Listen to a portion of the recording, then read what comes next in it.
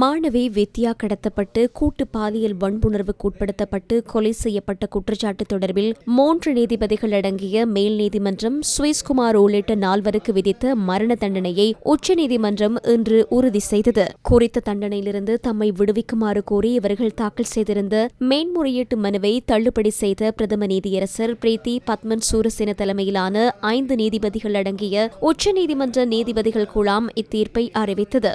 எவ்வாறெனினும் மேலும் 2 பிரதிவாதிகளுக்கு தண்டனையிலிருந்து விலக்களிக்க நீதிமன்றம் இன்று உத்தரவிட்டது.